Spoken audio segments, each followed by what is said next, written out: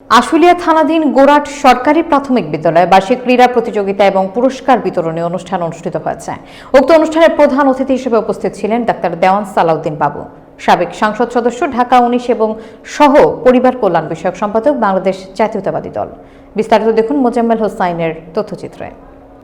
অনুষ্ঠান উদ্বোধন করেন দেওয়ান মোহাম্মদ মঈনুদ্দিন বিপ্লব, সাবেক সাভার উপজেলা ভাইস চেয়ারম্যান। বিশেষ অতিথি হিসেবে উপস্থিত ছিলেন মোহাম্মদ আলমগীর হোসেন, সাভার উপজেলা শিক্ষা অফিসার, মোহাম্মদ মনির হোসেন, সাংগঠনিক সম্পাদক, আশুলিয়া থানা বিএনপি, আব্দুল হাই আল হাদি, সভাপতি, ইয়ারপুর ইউনিয়ন বিএনপি, আলহাজ দেলার হোসেন, সাধারণ সম্পাদক, ইয়ারপুর ইউনিয়ন বিএনপি, ইসরাত জাহান মিনি, সভাপতি, আশুলিয়া থানা মহিলা দল।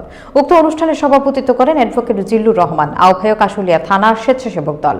বার্ষিক ক্রীড়া প্রতিযোগিতা অনুষ্ঠানের প্রতিযোগীরা দৌড়, বল নিক্ষেপ এবং লম্ফঝম্প খেলায় অংশগ্রহণ করে।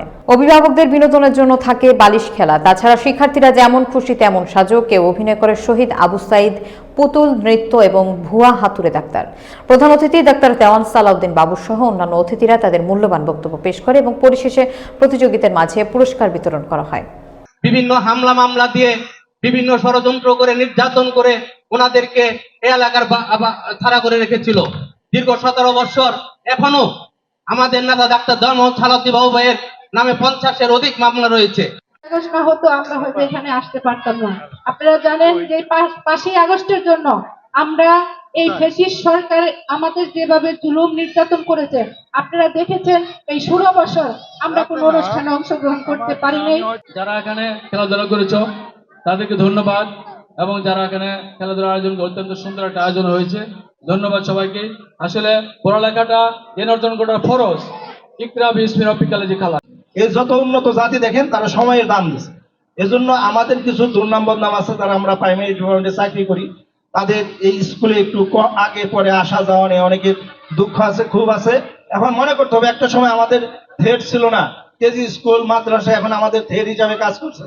আপনার এখানে যদি ভালো লেখাপড়া না পায় তাহলে চলে যাবে। এখন মানুষ টাকা পয়সার জন্য, টাকা নাই পয়সা নাই, এজন্য প্রাইমারি স্কুলে পড়তে হবে, এই চিন্তা কিন্তু আমাদের কোনো গার্জেনের নাই।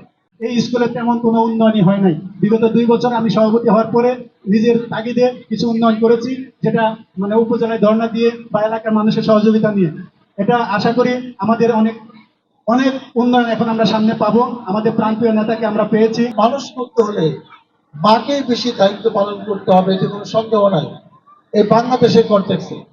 অতএব আপনারা আপনার সন্তানদের খোঁজ রাখেন, খেয়াল রাখেন, যে উদ্দেশ্যে প্রতিষ্ঠানে পাঠিয়েছেন আপনার সন্তান পড়াশোনা ঠিক মতো করছে কিনা, অন্তর রাতে ঠিক মতো পড়ছে কিনা, হোমওয়ার্ক করছে কিনা এবং স্কুলে যাচ্ছে কিনা, এই দায়িত্বটা অন্তত পালন করে দিন।